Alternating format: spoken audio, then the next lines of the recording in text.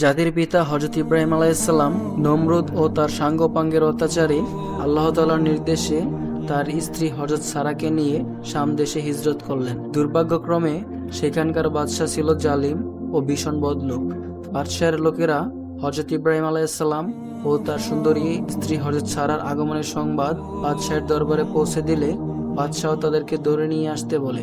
বাদশাহের লোকেরা হযরত ইব্রাহিম আলাইহিসসালাম ও তার স্ত্রী হযরত সারাকে বাদশাহের দরবারে হাজির করে। বাদশাহ হযরত ইব্রাহিম আলাইহিসসালামের কাছে জানতে চায় তার সাথে স্ত্রী লোকটিকে। তখন ইব্রাহিম আলাইহিসসালাম চিন্তা করলেন, স্ত্রী বললে হয়তো তাকে মেরে ফেলতে পারে, তাই তিনি বললেন, সে আমার দিনী বোন। বাদশাহ হযরত ইব্রাহিম আলাইহিসসালামকে বন্দী করে আর হযরত সারাকে বাদশাহের বদ স্বভাব চরিতার্থ করার জন্য রেখে দেয়। বাদশার কুপ্রস্তাবে হযরত সারা রাজি না হলে বাদশাহ তাকে হত্যার হুমকি দেয়। অতঃপর হযরত সারা 2 রাকাত সালাত আদায় করার অনুমতি চাইলে বাদশাহ তাকে সালাত আদায়ের ব্যবস্থা করে দেয়। হযরত সারা সালাত শেষে আল্লাহর দরবারে ফরিয়াদ করেন যেন আল্লাহ তাআলা তার সতীত্ব রক্ষা করেন। এরই মধ্যে বাদশাহ অত্যন্ত অসুস্থ ও দুর্বল হয়ে পড়ে। অবস্থা খারাপ দেখে আর বাদশার মৃত্যুর জন্য তার লোকেরা হযরত সারাকে দায়ী করবে ভেবে হযরত সারা আলাইহিসসালাম বাদশার সুস্থতার জন্য আল্লাহর কাছে দোয়া করেন। একে 3বার একই ঘটনা ঘটলে বাদশাহ হযরত সারার কাছে ক্ষমা প্রার্থনা করেন। হযরত সারা সতীত্ব দেখে আর এক সতী নারী হযরত হাজেরাকে তার দাসী হিসেবে দিয়ে তাকে বিদায় করে দেয়। হযরত সারা আলাইহিসসালাম ও হযরত ইব্রাহিম আলাইহিসসালাম মুক্ত হয়ে সেই দেশে বসবাস শুরু করে। হযরত সারা আলাইহিসসালাম তার দাসী হাজেরা আলাইহিসসালামের সাথে হযরত ইব্রাহিম আলাইহিসসালামের বিয়ে দেয়, কারণ হযরত সারা আলাইহিসসালামের বয়স তখন 90 বছর আর হযরত ইব্রাহিম আলাইহিসসালামের বয়স তখন 100 বছর।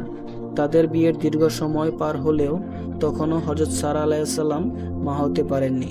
তিনি ভাবলেন, শেষ বয়সে যদি আল্লাহ তাআলা মেহেরবানি করে তার স্বামী হযরত ইব্রাহিম আলাইহিসসালামকে কোনো সন্তান দান করেন। আল্লাহ তাআলা মেহেরবানি করে এই হযরত হাজেরার গর্ভেই হযরত ইসমাইল আলাইহিসসালামের জন্ম হয়। হযরত ইসমাইল আলাইহিসসালামের জন্মের পর হযরত ইব্রাহিম আলাইহিসসালাম তার স্ত্রী হযরত হাজেরা আলাইহিসসালাম ও তার কলিজার টুকরা ছেলেকে আল্লাহর নির্দেশে কাবাগরের নিকটবর্তী সাফা ও মারওয়ান পাহাড়ের পদদেশের নির্জন স্থানে সামান্য খেজুর ও এক মশক পানি সহ রেখে আসেন। হযরত ইব্রাহিম আলাইহিসসালাম যখন তাদের এই অবস্থায় রেখে স্থান ত্যাগ করছিলেন, তখন হযরত হাজেরা আলাইহিসসালাম প্রশ্ন করলেন, আপনি আমাদের এই নির্জন স্থানে রেখে চলে যাচ্ছেন? হযরত ইব্রাহিম আলাইহিসসালাম ক্ষীণকণ্ঠে জবাব দিলেন, হ্যাঁ। আবারও হযরত হাজেরা আলাইহিসসালাম প্রশ্ন করলেন, এটা কি আল্লাহ তাআলার নির্দেশ? হযরত ইব্রাহিম আলাইহিসসালাম আবারও জবাব দিলেন, হ্যাঁ।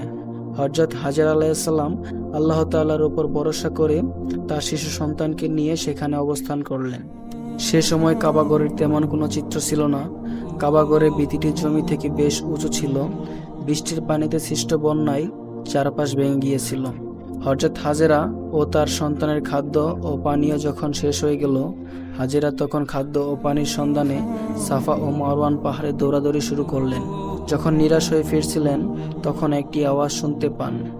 হাজেরা বললেন, কে আছো? আমি তোমার আওয়াজ শুনতে পাচ্ছি। সম্ভব হলে তুমি আমাকে আল্লাহর ওয়াস্তে একটু সাহায্য করো। হঠাৎ তিনি তার শিশু সন্তান ইসমাইল আলাইহিসসালামের কাছে একজন লোককে দেখতে পেলেন। হযরত ইসমাইল আলাইহিসসালামের কান্নাজড়িত পায়ে গোড়ালির ঘর্ষণের নিচ থেকে পানির ফোয়ারা প্রবাহিত হতে লাগলো। এই সেই ফোয়ারা বা কূপ যা বর্তমানে জমজম নামে বিশ্ব মুসলিমদের কাছে পরিচিত।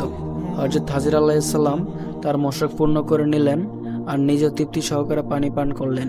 এতে হযরত হাজেরা আলাইহিসসালামের ক্ষুধা নিবারণ হলো ও তার শিশুপুত্রের জন্য প্রয়োজনীয় দুধের ব্যবস্থা হলো।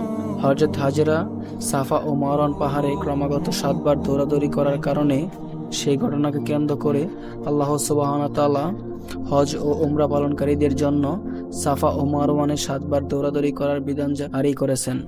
আল্লাহ তাআলা বলেন, অবশ্যই সাফা ও মারওয়ান পাহাড় দুটো আল্লাহ তাআলার নিদর্শন সমূহের অন্যতম। অতএব যদি তোমাদের মধ্যে কোনো লোক হজ ও উমরা আদায় করার ইরাদা করে, তার জন্য এই উভয় পাহাড়ের মাঝে তাওয়াফ করা বা দৌড়ানো দোষের কিছু নয়। কেননা যদি কোনো ব্যক্তি অন্তরের নিষ্ঠার সাথে কোনো ভালো কাজ করে, তাহলে তারা যেন জেনে রাখে, নিঃসন্দেহে আল্লাহ তাআলা কৃতজ্ঞতা পরায়ণ ও প্রভূত জ্ঞানের অধিকারী। সূরা বাকারা। হযরত ইসমাইল আলাইহিসসালামের যখন হাঁটা চলা ও খেলাধুলা করার বয়স, তখন হযরত ইব্রাহিম আলাইহিসসালামকে স্বপ্নে আদেশ করা হলো, তুমি তোমার প্রিয় বস্তুকে আল্লাহর নামে কোরবানি করো। ইব্রাহিম আলাইহিসসালাম স্বপ্নে আদিষ্ট হয়ে 10টি উট কোরবানি করলেন। পুনরায় তিনি আবারও একই স্বপ্ন দেখলেন। অতঃপর তিনি আবারও 100টি উট কোরবানি করলেন। আবারও তিনি একই স্বপ্ন দেখে ভাবলেন, আমার কাছে তো এই মুহূর্তে আমার কলিজার টুকরা প্রিয় ইসমাইল আলাইহিসসালাম ছাড়া আর তেমন কোনো প্রিয় বস্তু নেই। আল্লাহ তাআলা বলেন, অতঃপর আমি তাকে একজন ধৈর্যশীল পুত্র সন্তানের সুসংবাদ দান করলাম। সে যখন পিতার সাথে হাঁটা চলার উপযোগী হলো, তখন ইব্রাহিম আলাইহিসসালাম বললেন, হে আমার পুত্র, আমি স্বপ্ন দেখেছি যে আমি তোমাকে কুরবানি করছি, সুতরাং তোমার মতামত কি? ইসমাইল আলাইহিসসালাম বললেন, হে আমার পিতা, আপনি যে বিষয়ে আদিষ্ট হয়েছেন তা পালন করুন। আপনি আমাকে আল্লাহর মেহেরবানিতে ধৈর্যশীলদের একজন পাবেন। অতঃপর যখন তারা দুইজনই একমত হলো আর আল্লাহ তাআলার ইচ্ছার সামনে আত্মসমর্পণ করল এবং ইব্রাহিম আলাইহিসসালাম ইসমাইল আলাইহিসসালামকে জবাই করার জন্য কাঁধ করে শুইয়ে দিল, তখন আমি ইব্রাহিমকে ডাক দিয়ে বললাম, হে ইব্রাহিম, তুমি তোমার স্বপ্নকে সত্য রূপ দিয়েছ। নিশ্চয়ই এটা ছিল ইব্রাহিম ও ইসমাইল এর জন্য পরীক্ষা। অতঃপর আমি ইব্রাহিমকে দান করলাম একটি মহা কোরবানি পশু। অনাগত মানুষের জন্য এই কোরবানির বিধান চালু রেখে তার স্মরণ আমি অব্যাহত রেখে দিলাম। শান্তির বর্ষিত হোক ইব্রাহিমের উপর। আমি এভাবেই সৎপরায়ণ ব্যক্তিদের প্রতিদান দিয়ে থাকি। সূরা আস-সাফফাত। হযরত যায়েদ ইবনে আরকাম রাদিয়াল্লাহু আনহু থেকে বর্ণিত, তিনি বলেন, কতিপয় সাহাবারা রাসূলুল্লাহ সাল্লাল্লাহু আলাইহি ওয়াসাল্লামকে জিজ্ঞাসা করলেন, হে আল্লাহর রাসূল, কোরবানি কি? রাসূলুল্লাহ সাল্লাল্লাহু আলাইহি ওয়াসাল্লাম বললেন, কোরবানি মুসলিম মিল্লাতের বা জাতির পিতা ইব্রাহিম আলাইহিসসালামের সুন্নত। তারা আবারও প্রশ্ন করলেন, এর মাধ্যমে আমাদের জন্য কি আছে? রাসূলুল্লাহ সাল্লাল্লাহু আলাইহি ওয়াসাল্লাম বললেন, কোরবানির পশুর প্রতিটি পশমের বিনিময়ে একটি করে নেকি আছে। তারা বললেন, ভেড়াতে তো অসংখ্য পশম আছে। রাসূলুল্লাহ সাল্লাল্লাহু আলাইহি ওয়াসাল্লাম বললেন, ভেড়ার প্রতিটি পশমের বিনিময়ে একটি করে নেকি দেওয়া হবে, যদি তা খায়েশ নিয়তে কোরবানি করা হয়। ইবনে মাজহাব।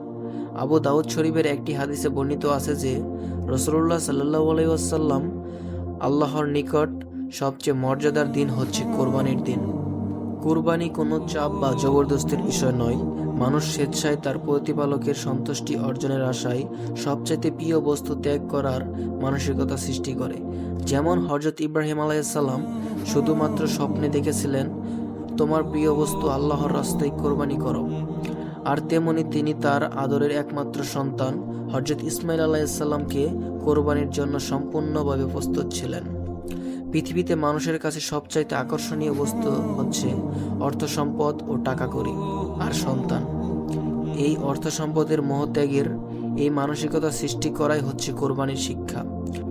কোরবানি আমাদের ঈমান ও তাকওয়া বৃদ্ধি করে ও পরকালের প্রতি আগ্রহ সৃষ্টি করে।